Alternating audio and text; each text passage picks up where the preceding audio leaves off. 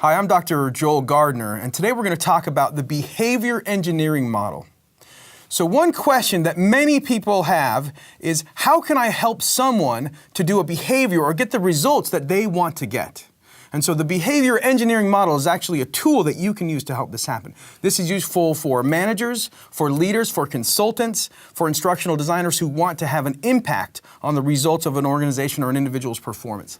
So let's talk about this behavior engineering model really quickly. So we're trying to engineer someone's behavior. We're helping them to behave in a certain way to get specific results.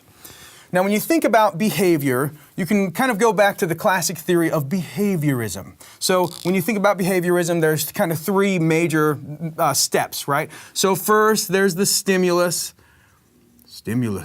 And this is where something happens or there's a stimulus to take an action. Then there's the response, the actual behavior.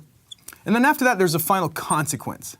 So if you remember, this was kind of started by the researcher Pavlov, and he had these dogs, and he went out and he fed the dogs some meat, and every time he did it, he noticed that the dogs would salivate. And so he found out that the stimulus of the meat produced this response, the salivation, and then the consequence that was that the dog would eventually eat the meat, right? So this was kind of this approach there, this behavioristic sort of a thing that he observed. And we've noticed that this is kind of also works with humans. So this is really a behavior-focused model. Now, let's talk about it for a minute here.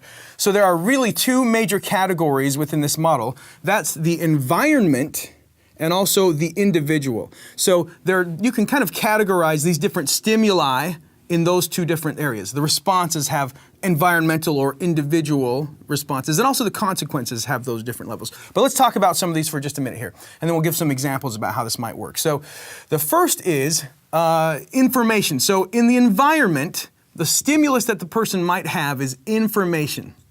So this can be like a description of what the performance should be. Description.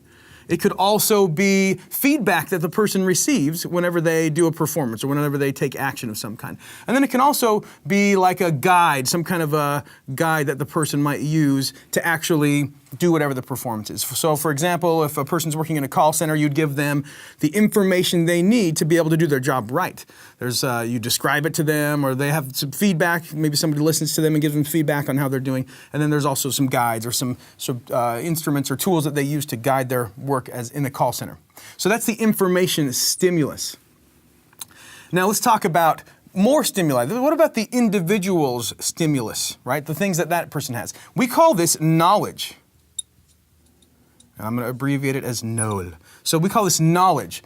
So this could be, what do they know? Are they able to do they have that intellectual understanding of what's supposed to be done?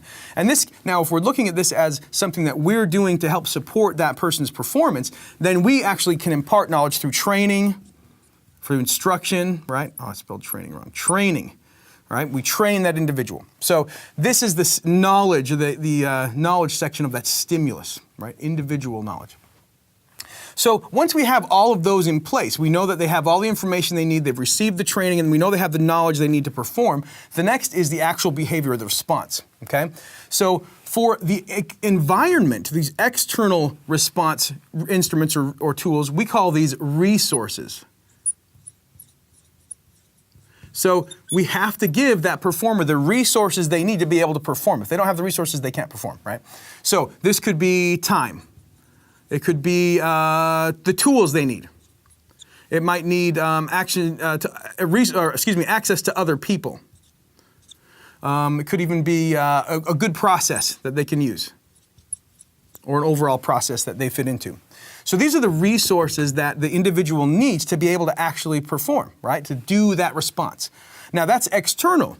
So in the call center example again. So we have these, we might make sure that they have all the time they need to be able to do whatever the action is. Say they want to have phone calls that are under 3 minutes. That's the performance we're looking at. That's the behavior we want to have. Well, you need to give them time to be able to do that. They need at least the 3 minutes. They have to have the tools that they need. Maybe it's a computer, the right software that functions the right way, access to people to support them in their work, and then also a good process for how that flows into the work.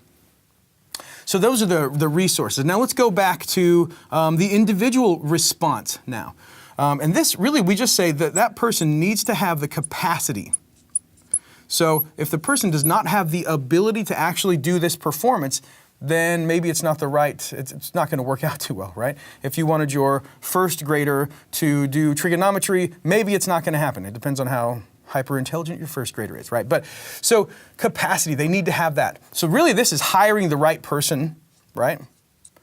Or putting the right person in the right position.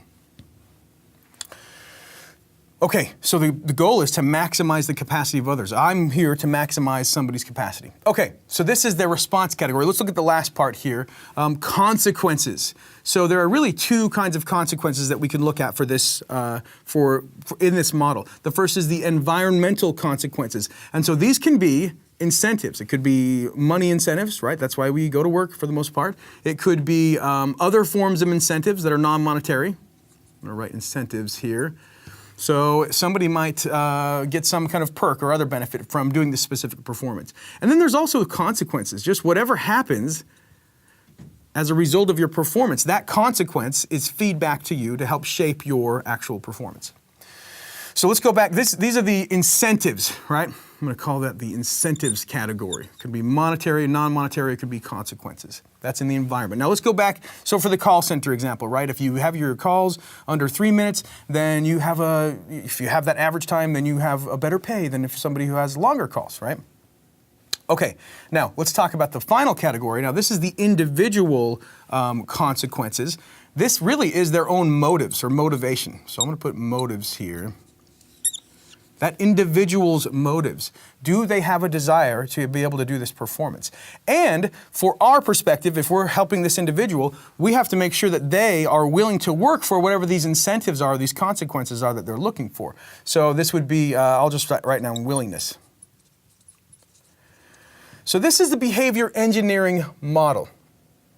You know, you can think, a lot of times what happens is if you're in an organization and we're trying to have some kind of performance happen, you might automatically think, you know what, they are not performing and we need to train them. Let's do some training to help this organization or this individual really, really perform well. But as you see here, that is just one piece of this entire model that shows us these different variables that can influence performance.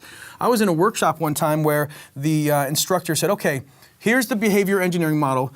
Come up and just indicate, everybody on your own, indicate what of these categories is actually impeding your high top performance. And almost everyone indicated something other than training. So a lot of it was resources. I didn't have the resources, or I just don't, there's no positive benefit that I'm getting, or I'm not willing to work for whatever the result was that they're giving me. So really, to be effective, to be able to help manage performance, you really have to look at this holistically, and this model gives you a tool to do that. So this is the behavior engineering model. Again, I'm Dr. Joel Gardner, and I'm glad to talk with you today about human performance technology.